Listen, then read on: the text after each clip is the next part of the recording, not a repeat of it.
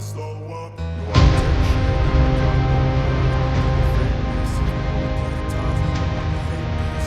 shit. I don't ever slow up. No, I don't take shit. I got no love for the fakeness. If you wanna play tough and wanna hate this, I'll always show up and make a statement. I don't ever slow up. No, I don't take shit. I got no love for the fakeness. If you wanna play tough and wanna hate this.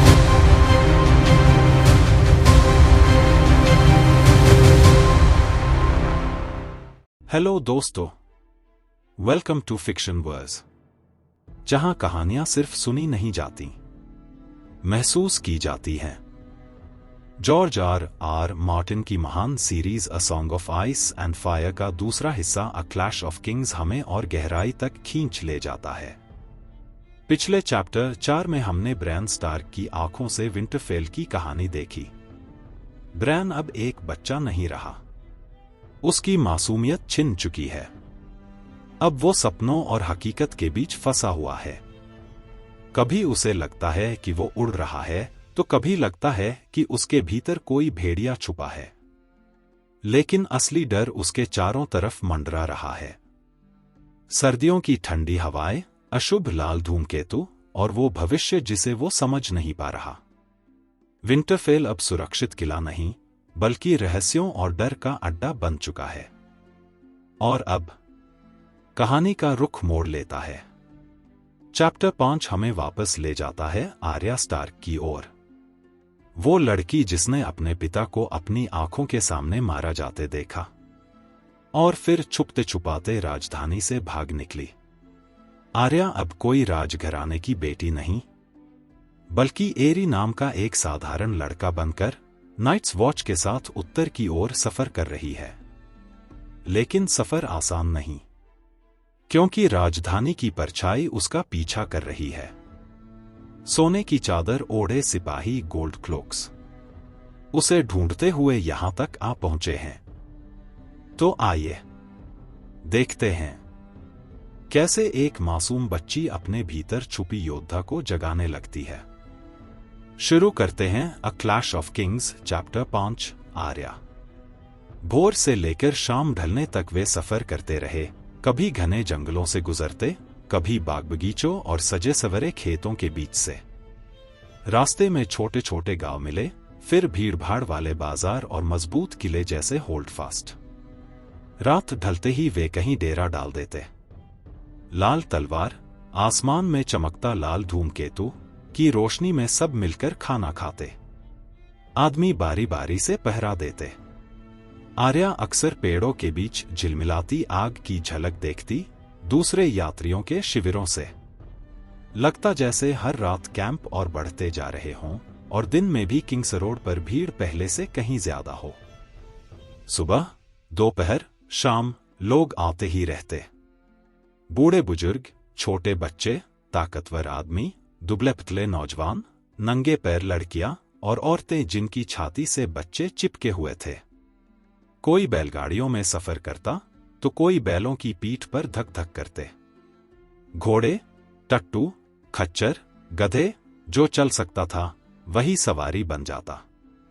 एक औरत अपनी गाय के साथ चल रही थी। गाय की पीठ पर उसकी नन्ही बेटी बैठी थी। आर्या ने देखा, एक लोहार ठेला धकेल रहा था। उसमें हथौड़े, चिमटे और यहां तक कि एक निहाई तक रखी थी। थोड़ी दूर पर उसने दूसरे आदमी को देखा। उसके ठेले में 2 छोटे बच्चे थे, एक कंबल में लिपटे हुए। ज्यादातर लोग पैदल थे, अपना सामान कंधों पर लादे हुए, चेहरे थके और डरे हुए। सबका रुख दक्षिण की तरफ था, राजधानी किंग्स लैंडिंग की ओर। पर उत्तर की ओर जाने वाला, यानी आर्या और उसके साथी, शायद ही कोई मिलता। आर्या के मन में सवाल उठा, कोई और उत्तर क्यों नहीं जा रहा? बहुत से यात्री हथियार बंद थे। उसने खंजर, छोटे चाकू, दरांती, कुल्हाड़ियां देखी। कहीं कहीं तलवार भी। किसी ने पेड़ की टहनी से गदा बनाई थी, तो कोई गांठदार डंडा पकड़े था। चलते चलते उनकी नजर अक्सर योरन के काफिले की गाड़ियों पर टिक जाती। हथियारों को कसकर पकड़ते, आंखों में शक, फिर भी वे सबको जाने देते। 30 आदमी बहुत होते हैं। शायद यही सोचकर आर्या को याद आया, अपनी आंखों से देखो, अपने कानों से सुनो, सीढ़ियों की आवाज उसके भीतर गूंजी। एक दिन सड़क किनारे से एक पगली औरत चीखने लगी, मूर्ख हो तुम सब, मारे जाओगे, मूर्ख। वो औरत भूसे की तरह दुबली थी, आंखें धंसी हुई और पैरों से खून बह रहा था। अगली सुबह एक मोटा ताजा व्यापारी आया, उसकी चमकदार घोड़ी पर सवार।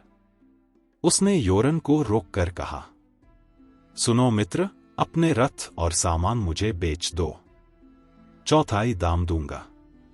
युद्ध का वक्त है, वरना वे सब छीन लेंगे। योरन ने कंधे झटके, थूका और मुंह फेर लिया। उसी दिन आर्या की नजर एक कब्र पर पड़ी।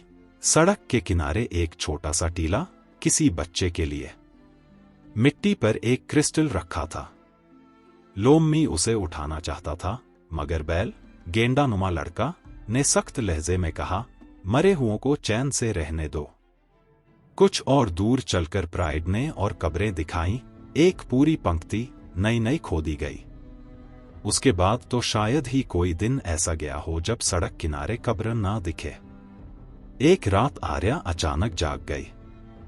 दिल में डर था, बिना वजह। आसमान में लाल तलवार आधे हजार तारों के बीच चमक रही थी। सब कुछ अजीब सा खामोश था।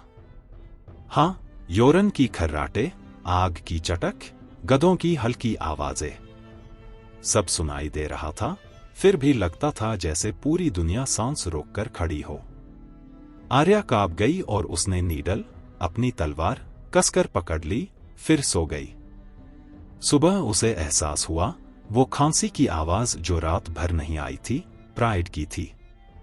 अब वो कभी नहीं आएगी। प्राइड मर चुका था। उन्होंने वहीं एक गड्ढा खोदकर उसे दफनाया। योरन ने पहले उसकी चीजें निकाल ली, उसकी चेनमेल, हेलमेट, जूते, खंजर, सब अलग अलग लोगों में बांट दिए। लंबी तलवार उसने बैल को दी। तेरे जैसे मजबूत हाथ इसे संभाल सकते हैं, सीख लेना। एक लड़के ने मुट्ठी भर बलूत के बीज उसकी कब्र पर फेंके, शायद यहां एक ओक का पेड़ उग आए। शाम को वे एक गांव पहुंचे। वहां एक पुरानी सराय थी, बेलों से ढकी हुई। योरन ने जेब टटोली और सोचा, आज एक गर्म खाना तो हो ही जाए। सोएंगे तो बाहर ही, जैसे रोज, पर यहां स्नान घर है। किसी को गर्म पानी और साबुन की जरूरत हो तो जा सकता है। आर्या ने हिम्मत नहीं की। उसे पता था, वो भी अब योरन जितनी ही गंदी बदबू करने लगी थी। कपड़ों में जुए और कीड़े अब उसके हिस्से बन गए थे, जिन्हें वो फ्लिया बॉटम से साथ लाई थी। उन्हें मारना उसे सही नहीं लगा। तरबर, हॉट पाई और बैल नहाने चले गए। बाकी कुछ लोग सराय के सामने जम गए और बाकी कॉमन हॉल में घुस गए। योरन ने लोम्मी को भेजा, कैदियों के लिए, जो पीछे की गाड़ी में जकड़े हुए थे, उन तक भी शराब के मटके पहुंचाने। रात को सबने गरम गरम सुअर की पाई और बेक की हुई सेब खाए। सराय के मालिक ने बियर मुफ्त में पिलाई। बोला, मेरा भाई भी ब्लैक नाइट्स वॉच में गया था सालों पहले। बस एक लड़का था, बहुत चालाक, पर एक दिन मुंह से गया, मालिक की मेज से मिर्ची चुराता पकड़ा गया। बस चुटकी भर। पर सर मैल्कम बड़ा कठोर था। अफसोस, लिंक को मिर्च बहुत पसंद थी। दीवार पर मिर्च मिलती भी नहीं। योरन ने सिर हिलाया। आर्या ने धीरे धीरे बियर की चुस्की ली, बीच बीच में पाई का गरम कौर मुंह में डालती। उसे याद आया, पिता कभी कभी उन्हें भी बियर देते थे। सांसा हमेशा चेहरा बना लेती, कहती, वाइन ज्यादा अच्छी होती है। पर आर्या को तो बियर पसंद थी। और फिर उसके मन में उदासी छा गई। सांसा और पिता। सराय उस रात ठसाठस भरी हुई थी। दक्षिण की ओर जाते यात्रियों से कॉमन रूम खचाखच भरा था। और जैसे ही योरन ने कहा कि वे उत्तर की तरफ जा रहे हैं, कमरा तानों और हंसी से गूंज उठा। सराय का मालिक जोर से बोला, उत्तर जाओगे? हाँ। जल्दी ही लौट आओगे? वहां जाने का कोई रास्ता नहीं। आधे खेत जल चुके हैं और जो थोड़े बहुत लोग बचे हैं वो अपने होल्डफास्ट्स की दीवारों में छिपे बैठे हैं। सुबह एक टुकड़ी निकलती है, शाम तक दूसरी आ जाती है। योरन ने जिद्दी लहजे में कहा, हमें क्या लेना देना है इससे? टली हो या लैनिस्टर, काले भाइयों को कोई मतलब नहीं। वॉच किसी लड़ाई में हिस्सा नहीं लेती। आर्या ने अपने होंठ काटे। लॉर्ड टली तो मेरे नाना है।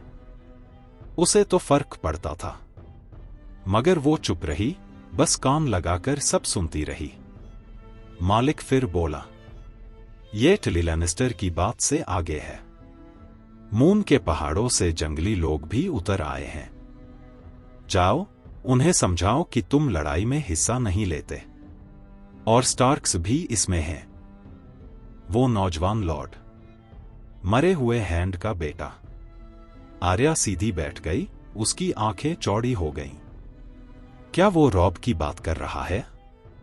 पीले बालों वाला आदमी हाथ में मटका थामे बोला, मैंने सुना है वो लड़का भेड़िए पर सवार होकर लड़ाई करता है। बकवास है ये, योरन ने थूक दिया। वो आदमी जिद पर अड़ा रहा। मैंने खुद नहीं देखा, मगर जिसने बताया उसने अपनी आंखों से देखा था। कसम खाई थी उसने, भेड़िया इतना बड़ा जैसे घोड़ा हो। सराय मालिक हंस पड़ा। कसम खाने से सच नहीं हो जाता, होड़। तुम तो हमेशा यही कसमें खाते रहते हो कि जो उधार लिया है चुका दोगे, पर अब तक तो एक तांबा भी नहीं दिया। पूरे कमरे में ठहाका गूंज गया। पीले बालों वाला आदमी शर्म से लाल हो गया। तभी हरे चोगे वाला एक आदमी बोला, इस साल तो भेड़ियों ने कहर ढा रखा है। गॉड्स आई के पास टोलियां इतनी दुस्साहसी हो गई हैं जितना पहले कभी नहीं देखा। भेड़, गाय, कुत्ते जो मिला चीर डाला, और इंसानों से भी डर नहीं। रात को उन जंगलों में जाना मौत बुलाना है। फिर वही झूठी कहानियां। सराय मालिक हंसते हुए बोला। बूढ़ी औरत, झुर्रियों से भरा चेहरा, बीच में बोल पड़ी, ये सच है। मेरी चचेरी बहन वही रहती है। झूठ नहीं बोलती वो। कहती है वहां एक विशाल झुंड है, सैकड़ों भेड़िए, और उनका सरगना एक मादा भेड़िया, नरक की कुतिया। आर्या का दिल तेजी से धड़क उठा। मादा भेड़िया। उसने अपने प्याले का बियर छलका दिया। गॉड्स आई। क्या यह ट्राइडेंट के पास है? वहीं तो उसने निमेरिया को छोड़ा था। यादें ताजा हो उठीं। मैं नहीं चाहती थी उसे छोड़ना, पर जोरी ने कहा, कोई रास्ता नहीं। अगर वो वापस आई तो मार दी जाएगी, क्योंकि उसने जॉफरी को काटा था, और वो भी बिल्कुल हकदार था। हमें चिल्लाना पड़ा, पत्थर फेंकने पड़े। कुछ पत्थर उसे लगे, तभी वो भागी। शायद अब मुझे पहचानती भी न हो, या अगर पहचाने तो मुझसे नफरत करे। हरे चोगे वाला आदमी अब और डरावनी बातें बुनने लगा। मैंने सुना ये नरक की कुतिया एक गांव में घुस गई थी। बाजार का दिन था, चारों तरफ भीड़, और वो अंदर चली आई जैसे सब उसकी जागीर हो। उसने एक औरत की गोद से बच्चा खींचा, और किसी ने सांस रोक ली तो किसी ने मुंह ढक लिया। आदमी जोर से बोला, उस बच्चे को नोच डाला। खबर मिलते ही लॉर्ड मूटन और उनके बेटे कसम खा गए कि इसे खत्म करेंगे। शिकार कुत्तों का झुंड लेकर उसकी गुफा तक पहुंचे। मुश्किल से अपनी जान बचाकर लौटे, पर कोई कुत्ता वापस न आया, एक भी नहीं। आर्या से रहा न गया। वो अचानक बोल पड़ी, ये झूठ है, भेड़िए बच्चे नहीं खाते। पूरा कमरा उसकी तरफ देखने लगा। हरे चोगे वाला आदमी आंखें सिकोड़कर बोला, तुझे क्या पता लड़के, तेरा अनुभव कितना है? आर्या जवाब सोच ही रही थी कि योरन ने उसका हाथ कसकर पकड़ लिया। बच्चा है, थोड़ी बियर चढ़ गई बस। नहीं, आर्या झटके से बोली, आंखों में गुस्सा भरकर। मैंने कहा भेड़िए बच्चे नहीं खाते। बाहर निकल लड़के, और याद रखना, जब तक मर्द बात कर रहे हों अपना मुंह बंद रखना सीख ना ले, तब तक बाहर ही रहना। योरन ने आर्या को जोर से धकेला। दरवाजा अस्तबल की ओर खुला। चल, घोड़ों को पानी पिलवाना तो देखा। आर्या गुस्से से अकड़ी हुई बाहर निकल आई। होंठ बुदबुदाए, भेड़िए बच्चे नहीं खाते। उसने एक पत्थर को लात मारी। पत्थर लुढ़कता हुआ जाकर गाड़ियों के नीचे अटक गया। ए लड़के, प्यारे लड़के, एक आवाज ने पुकारा। आर्या चौकन्नी हुई। पीछे मुड़कर देखा, लोहे की जंजीरों में बंधे कैदी में से एक उसे देख रहा था। वो धीरे धीरे बढ़ी, हाथ नीडल की मूठ पर रखा। उस कैदी ने खाली मटका उठाया, जीरे झंझनाई। एक आदमी को बियर की और जरूरत है। ये भारी कंगन पहनकर गला सूख जाता है। वो तीनों कैदियों में सबसे जवान था। नाजुक नक्श, पतला बदन, चेहरा हमेशा मुस्कुराता हुआ। बाल बिखरे हुए, आधे लाल और आधे सफेद, पसीने और गंदगी से चिपके। उसने आर्या की नजरें देख हंसकर कहा, नहाने की भी जरूरत है, और शायद एक दोस्त की भी। लड़का दोस्त बनाएगा? आर्या सख्त आवाज में बोली। मेरे पास दोस्त हैं। पास ही से दूसरा कैदी, जिसकी नाक कटी हुई थी, गहरी गुर्राहट के साथ बोला, मुझे तो कोई नहीं दिखता। वो ठिगना, मोटा और बहुत भारी था। उसके हाथ पैर, सीना, यहां तक कि पीठ भी काले बालों से ढकी थी। उसके चेहरे का छेद, जहां कभी नाक थी, आर्या को घिन से भर देता। तीसरा कैदी गंजा था। उसने मुंह खोला और फुफकारने लगा, जैसे कोई विशाल सफेद छिपकली। आर्या चौंक कर पीछे हट गई। उसने मुंह और चौड़ा किया, जीभ हिलाई, मगर वो जीभ से ज्यादा एक ठूंठ थी। आर्या ने झुंझलाकर कहा, ये बंद करो। लाल सफेद बालों वाला कैदी बोला। काले काल कोठरी में आदमी अपने साथी नहीं चुनता। इन दोनों में तहजीब नहीं है, मगर एक आदमी को माफी मांगनी चाहिए। तुम्हें एरी कहते हैं, है ना? नाकविहीन ने गुर्राकर कहा। गोलम टोल सिर, गोलम टोल चेहरा, डंडाधारी। संभल कर रहना लोरे थी, ये डंडे से मारेगा। लाल सफेद बालों वाला हल्की हंसी के साथ बोला। एक आदमी को अपने साथियों पर शर्म है, एरी। ये आदमी जाकेन हगर है, कभी फ्री सिटी लोरेत से। काश वहीं होता। ये दोनों अभद्र साथी, रॉर्ज, उसने नाकविहीन की ओर मटका हिलाया। और ये बाइटर। बाइटर बोल नहीं सकता, लिख नहीं सकता, मगर उसके दांत बहुत नुकीले हैं, इसलिए उसे बाइटर कहते हैं। देखो, वो मुस्कुरा रहा है। क्या तुम मोहित हुई? बाइटर ने फिर फुफकार मारी, पीले नुकीले दांत चमकाए। आर्या घबराकर पीछे हट गई। नहीं, उसने मन ही मन कहा, ये मुझे नुकसान नहीं पहुंचा सकते, ये सब जंजीरों में जकड़े हैं। जाकिन ने मटका उल्टा कर दिया। अब तो आदमी रोएगा। रॉर्ज ने गाली देते हुए अपना प्याला उसकी तरफ फेंका। भारी धातु का मटका उसके सिर पर लगता, मगर आर्या फुर्ती से किनारे हो गई। बियर ला हमें, गोलम टोल चेहरा, रॉर्ज गुर्राया। आर्या ने लकड़ी की तलवार खींच ली। अपना मुंह बंद रखो, रॉर्ज ने हंसते हुए कहा। पास आ तो तेरे डंडे को तेरी पिछाड़ी में घुसेड़ दूंगा और खून कर दूंगा। आर्या का दिल कांप रहा था। तलवार से भी गहरा डर काटता है, उसने याद किया। जंगली बिलाव की तरह उग्र बनो।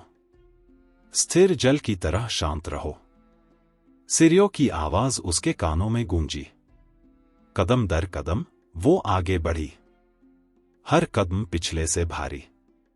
तभी बाइटर झपटा। उसकी जंजीरें झंझना उठीं, मगर आधे फुट पहले ही उसके हाथ थम गए। उसने जोर से फुफकार मारी। आर्या ने बिना सोचे उसके छोटे छोटे आंखों के बीच डंडा दे मारा। बाइटर दर्द से चीखा, पीछे गिरा और पूरी ताकत से जंजीरों पर झूल गया। लकड़ी कर्राई, लोहे की अंगूठियां खिंच गईं, फिर भी टूटी नहीं। उसके हाथ हवा में लपकते रहे, नसें तन गईं, चेहरे के घावों से खून बहा। आखिरकार वो ढेर हो गया। जाकिन ने ठंडी मुस्कान के साथ कहा, लड़के में हिम्मत है मगर अक्ल नहीं। आर्या धीरे धीरे पीछे हटी। तभी किसी ने उसके कंधे पर हाथ रखा। वो झटके से घूमी, तलवार उठा दी, मगर सामने बैल था। क्या कर रही हो? उसने हाथ उठाए। योरन ने कहा था हमें इन तीनों के पास नहीं जाना। आर्या बोली, मुझे डर नहीं लगता। बैल ने सिर हिलाया। तब तो तुम बेवकूफ हो। मुझे डर लगता है। रॉर्ज की हंसी और बाइटर की फुफकार उनके पीछे से गूंज रही थी। बैल ने आर्या का हाथ पकड़ा। चलो सामने चलते हैं। आर्या ने गुस्से में जमीन पर पैर रगड़ा, मगर उसके साथ चली गई। लड़ना चाहोगे? उसने अचानक पूछा। उसके भीतर अभी भी गुस्सा और डर उबल रहा था। बैल चौंक गया। उसके भीगे काले बाल आंखों में लटक रहे थे, नीली आंखें चमक रही थी। मैं तुम्हें चोट पहुंचा दूंगा, आर्या ने चुनौती दी। तुम नहीं कर सकते। तुम्हें पता नहीं मैं कितना ताकतवर हूं। तुम्हें पता नहीं मैं कितनी तेज हूं। बैल ने तलवार खींच ली। सावधान रहो, एरी। ये असली तलवार है। सस्ती धातु की, मगर असली। आर्या ने नीडल निकाली। उसकी आवाज गर्व से गूंजी। ये अच्छी इस्पात की बनी है। तुम्हारी तलवार से ज्यादा असली।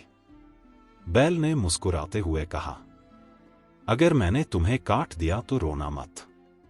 आर्या ने जवाब दिया, अगर मैं काट दूं तो तुम भी मत रोना। उसने पानी नर्तक की मुद्रा ली। बैल स्थिर रहा, उसकी नजरें उसके पीछे किसी चीज पर टिक गईं। आर्या ने भौहें चढ़ाई। क्या हुआ? बैल का चेहरा सख्त हो गया। Gold clocks. आर्या का दिल थम गया।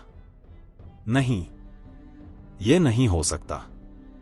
उसने पीछे देखा, और सचमुच किंग सरोड पर 6 सवार आ रहे थे। काले कवच, सुनहरे चोगे, सिटी वॉच के गोल्ड क्लोक्स। उनमें से एक अधिकारी था। काले इनामेल वाले ब्रेस्ट प्लेट पर 4 सुनहरी डिस्क चमक रही थी।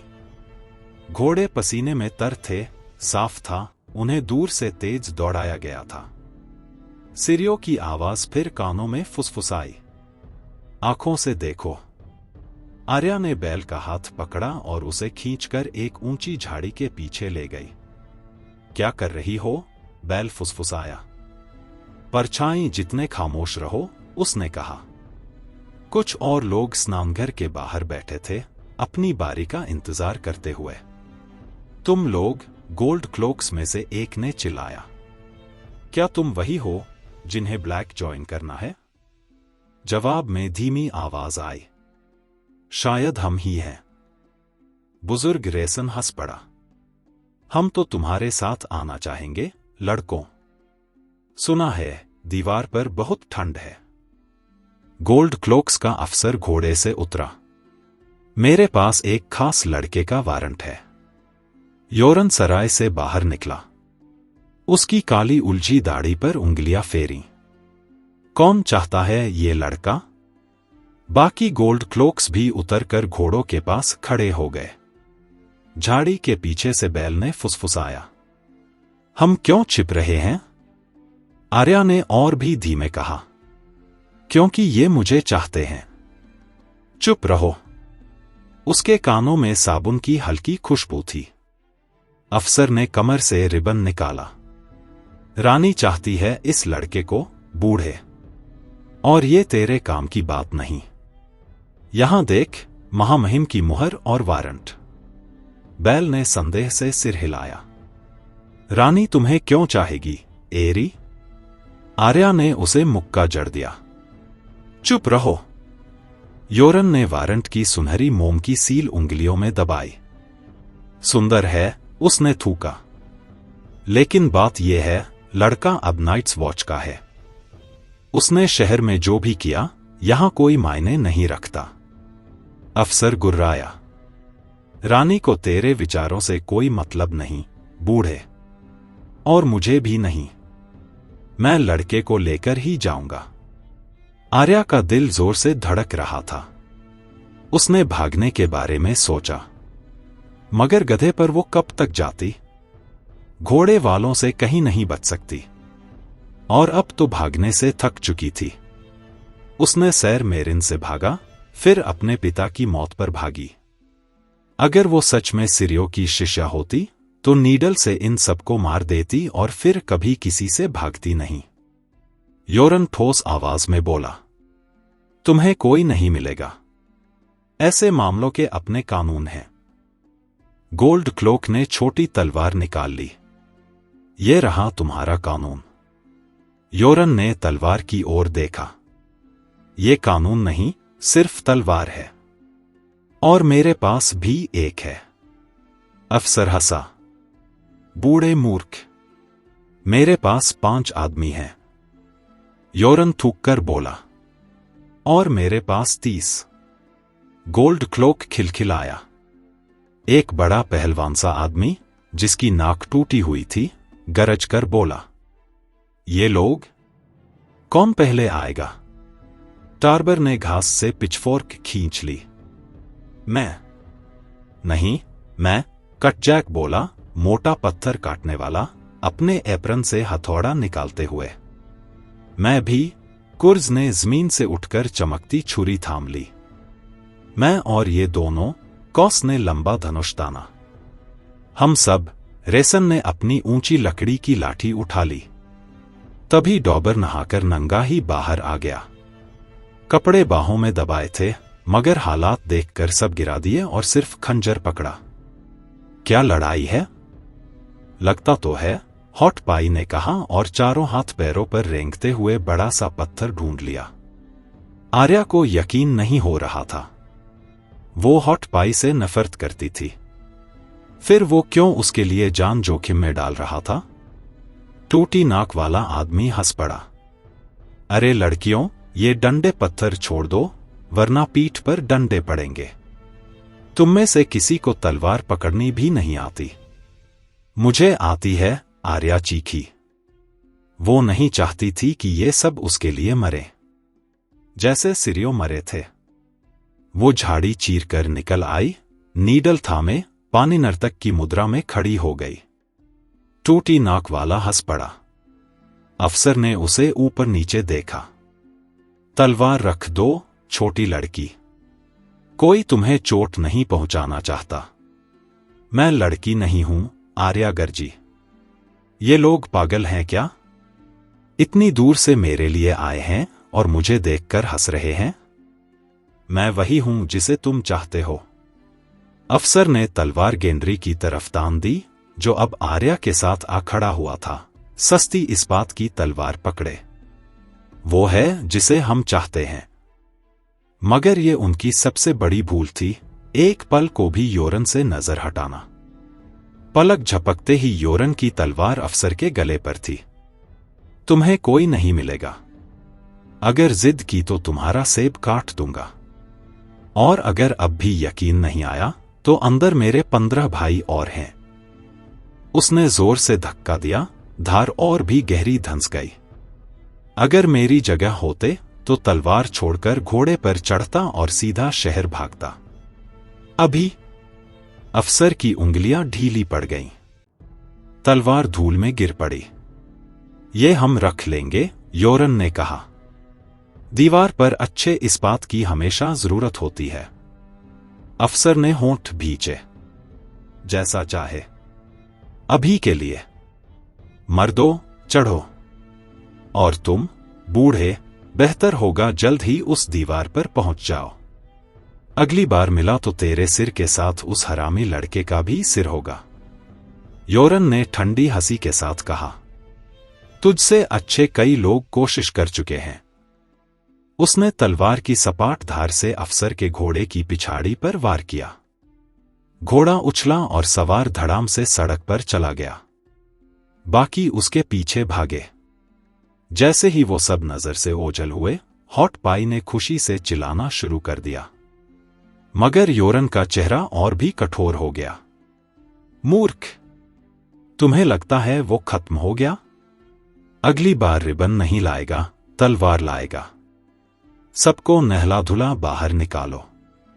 हमें तुरंत निकलना होगा। सारी रात सवारी करेंगे, शायद उनसे आगे निकल पाए। उसने अफसर की गिरी तलवार उठा ली। कौन चाहता है ये? मैं, हॉट पाई चिल्लाया। योरन ने तलवार उसकी ओर बढ़ाई। एरी पर इस्तेमाल मत करना। फिर वो आर्या की ओर बढ़ा, मगर देखा बैल खड़ा था, उसी से बोला, रानी तुम्हें बुरी तरह चाहती है, लड़के। आर्या उलझ गई। क्यों चाहेगी वो इसे? बैल ने तिरस्कार से कहा, क्यों चाहेगी तुम्हें? तुम तो बस नाली की चूहिया हो। आर्या गरजी, तो तू भी तो हरामी लड़का है। या शायद वो सच में हरामी नहीं, कुछ और था। तेरा असली नाम क्या है? उसने थोड़ी झिझक के साथ कहा। गेंड्री। योरन ने कंधे उचकाए। न मुझे समझ आता है, न किसी को कि क्यों तुम दोनों को चाहते हैं। पर इतना पक्का है, तुम्हें देंगे नहीं। तुम दोनों दौड़ाऊ घोड़ों पर सवार हो, और ज्यों ही कोई गोल्ड क्लोक दिखे, सीधा दीवार की तरफ दौड़ जाना। बाकी सब उनके लिए बेमानी है। आर्या ने कहा, सिवाय तुम्हारे। उस आदमी ने कहा था, वो तुम्हारा सिर भी लेगा। योरन मुस्कुराया। तो ले ले अगर उतार सके। और बस दोस्तों, यहीं खत्म होता है क्लैश ऑफ किंग्स के इस चैप्टर का हिस्सा। देखा ना कैसे आर्या और गेंड्री पर मंडरा रहा खतरा और गहराता जा रहा है। गोल्ड क्लोक्स की नजरें सिर्फ उन दोनों पर हैं, मगर योरन अपनी जिद और जंगली हिम्मत से उन्हें रोक देता है। अब सवाल ये है, क्या अगली बार भी योरन इन्हें बचा पाएगा? या आर्या और गेंड्री को खुद तलवार उठानी पड़ेगी? अगले एपिसोड में जानेंगे इस सफर की अगली कड़ी।